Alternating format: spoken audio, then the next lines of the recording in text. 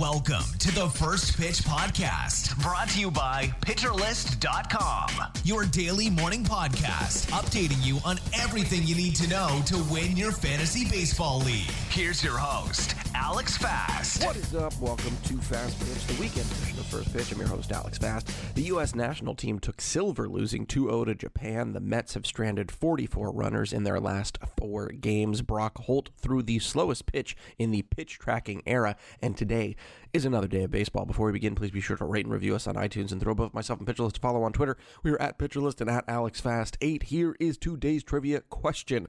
Who has the most seasons with 200-plus innings pitched and 200-plus strikeouts since the year 2000? Since the year 2000, most innings pitched, 200 or more, 200 or more strikeouts. All right, let's move on to the news and notes from NBC Sports Edge. Chris Sale threw 4 2/3 innings of scoreless baseball in his rehab start for AAA Worcester. There's no H, so okay. Anyway, is this going to be his final rehab start? Who knows? I think it could be. Hopefully he's back. He's been pretty dominant down there, so I'm excited to watch him pitch again. White Sox manager Tony La Russa told reporters that Luis Robert... Can I speak today at all? Luis Robert is expected to return next week for the White Sox. Ryan Mountcastle likely being placed on the concussion list on Sunday. Braves manager Brian Snitker told reporters that he's hopeful Freddie Freeman can return today. Brendan Rodgers is day-to-day with a right hand contusion. Kevin Kiermaier left Saturday's game against the O's with right knee soreness. Shohei Ohtani is going to start again on Thursday against the Blue Jays. The Tigers signed Jonathan Scope to a 2-year, $15 million extension through 2023. If you have not looked at Jonathan Scope's numbers this year, go ahead and do that, because I think you're going to be pretty impressed. Jack Flaherty told reporters that he plans on pitching in the series against the Pirates next week. Travis d'Arnaud is likely to be activated on Tuesday. The Brewers activated Christian Yelich off the COVID-19 IL. Juan Soto was out of the Nationals starting lineup yesterday against the Braves again. Salvador Perez was back in the Royals starting lineup, which was good against the Cardinals. Bob Melvin told reporters Saturday that James Caprillion is likely to start today's series finale against the Rangers. According to Andy Martino of SNY, an MRI on Aroldis Chapman's injured left elbow, which he was placed on the IL for yesterday, did not reveal any structural damage to the ligament, which is great news. Francisco Lindor told reporters yesterday that his rehab is going well, but he doesn't know when he's going to return to the Mets lineup this season. TJ Antone is going to begin a minor league rehab assignment yesterday. I believe he started on with AAA Louisville. The Red Sox placed JD Martinez on the COVID-19 IL, and Mookie Betts exited Friday's game, I should say, to the Angels with right hip discomfort. That was what it officially was, right hip discomfort. That's one of some of the best hitting performances coming from Zach Hayes. These notes are coming to you from Brandon Belt homered twice and drove in 3 key runs in the Giants' extra inning thriller over Milwaukee on Saturday, giving him 3 in 3 days following a nearly month-and-a-half injury layoff. Belt now leads all first basemen with a 157 WRC plus since the start of last season, and he's poised to break the 20 home run barrier for the first time ever in his career. His 11th inning blast last night was San Francisco's 167th of the season, tying their 2019 mark with 2 months to spare and putting them in the position to break 180 dingers for the first time since Barry Bonds' final MVP run in 2004. Amazing. Jesse Winker led the charge in Cincinnati's 11-3 rout of Pittsburgh, falling a triple short of the cycle and leading the day with 6 runs driven in, the second time he's done that this year. Winker leads the majors with 225 total bases and has posted an outstanding 149 WRC plus since the start of 2020. Saturday's win puts the Reds at 9 games above 500, and hot streaks from Winker and Votto have helped them creep just 2.5 games back of San Diego for the NL's second wild card spot. Cesar Hernandez got the White Sox first hit and run on Saturday before going deep for the second consecutive game in the Southsiders' crosstown win over the Cubs, ironically becoming just the second member of the Sox to reach the 20-homer plateau. The typically light-hitting second baseman is slashing .345, .457, .552 in 8 games since his trade to Chicago, and is likely to continue to play the role of table setter in the coming weeks, soaking up on base and run scoring opportunities with Eloy Jimenez and Luis Robert now on the mend. Let's go on to some of the best pitching performances from yesterday. These notes coming from me.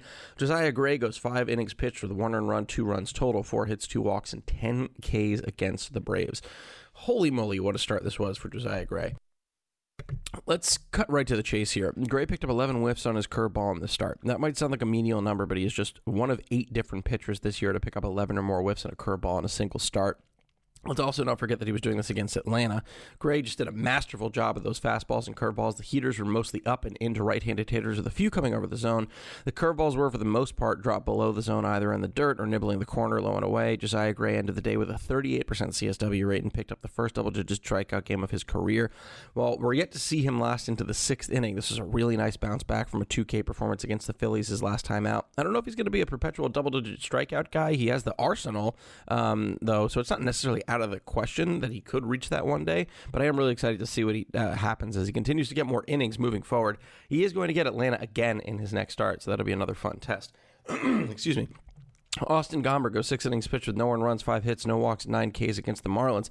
Since returning from the IL, Gomber has had some pretty rocky starts, 3 earned runs with 3 Ks over 6 in his return against Seattle, followed by a nice start against the Angels, where he went 6 again with 2 earned runs, 2 walks, and 7 Ks. And then, of course, that absolute dud against the Padres, where he gave up 4 earned runs and walked 2, while striking out 3 in just 1 inning of work. This is a nice bounce back from Gomber, who ended the night with a really nice 37% CSW, thanks in large part to a slider that picked up 7 whiffs, but man, that slider was just all over the place. Elevated at the knees, inside, outside, below the knees. It just felt a bit purposeless.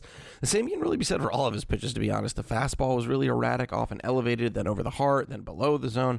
The changeup was a bit all over the place, too. 37% is nice. The CSW is nice for Gomber, but remember, CSW in a vacuum isn't that helpful. It needs context. I don't think I'm really ready after this start to deem Austin Gomber, quote-unquote, back in particular. His next start is against the Giants, and I don't think I'm going to do that. Yu Darvish, 7 innings pitched, 2 earned runs, 4 hits, no walks, 12 Ks against the Diamondbacks. If you've listened to my First Pitch podcast before, you know that I typically don't like to delve too much into guys that are like 100% rostered like Darvish, but considering Darvish's struggles recently, I wanted to do a bit of a deeper dive to see if those who roster Darvish are out of the woods yet. I don't know if I can say that definitively, and let me just walk you through why. Darvish featured the slider about 33% of the time last night, which is actually a pretty stark change from the 22% he usually features it at. He's been jumping the usage up a bit recently at the expense of the cutter, which is his most prominent pitch of the year. Don't get me wrong, he featured the cutter 30% last night too, but the slider was the biggest takeaway. So how did it do? Not how you would really think.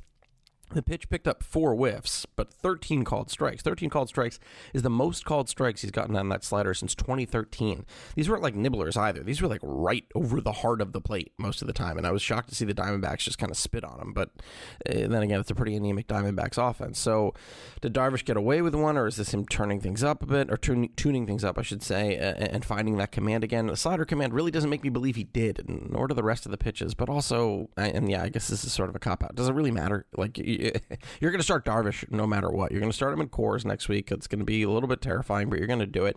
Hopefully he continues to tweak that command. Some other notables: Carlos Rodon, 5 innings pitched, no earned runs, 2 hits, 2 walks, 11 Ks against the Cubs. Andrew Heaney, 6 innings pitched, 4 earned runs, 4 hits, 3 walks, 9 Ks against the Mariners. Brandon Woodruff, 6 innings pitched, 1 earned run, 6 hits, 1 walk, 8 K against the Giants. And Luis Garcia, 6 innings pitched, no earned runs, 2 hits, no walks, 8 Ks against the Twins. This is one of these bullpen notes coming to you from Rick Graham. The New York Yankees placed, these are Dave Swan today, Dave Swan. We already talked about the Yankees placing Aroldis Chapman on the 10-day IL. The Rays reinstated Colin McHugh from the 10-day IL, though. Gregory Soto was given the ball to close out Cleveland. He started by allowing a 430-foot home run to former teammate Wilson Ramos, and then allowing a single to Owen Miller before shutting down the game with a pair of strikeouts. 13th save in the season, and Soto looks like the go-to closer as we advance. Ian Kennedy was not supposed to come into the game, but Maurice Lovera allowed 3 consecutive home runs to Mets players, which summoned the newly acquired closer. After strikeouts to Alonso and J.D. Davis, Kennedy notched his 2nd save in as many nights to bring his total up to 18 on the year. Will Smith allowed a walk, double, and then 3-run shot off the bat of Riley Adams. The disastrous outing marked only the 3rd blown save of the season. While his whip has started to climb as the season progresses, he still touts a 3.63 ERA and a 1.12 whip. He's going to remain the closer, even with Rich Rod looming in the wings. Brent Suter couldn't hold it down in the 9th, and the Giants took the game into extra innings. After a barrage of scoring in the 10th and 11th inning, Jake McGee collected his 4th win on the season. Due to high usage, Devin Williams may not have been available, but should be considered the closer in Josh Hader's absence. One fun side note from Dave that I thought was very funny and cool.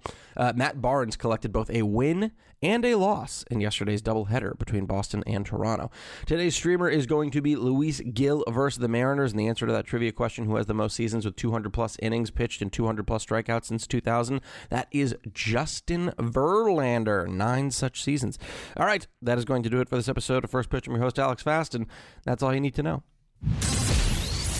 This has been the First Pitch Podcast, brought to you by PitcherList.com. If you enjoyed today's episode, rate us on iTunes, follow us on Twitter @PitcherList, and help support what we do by joining our Discord with PitcherList Plus at PitcherList.com/plus.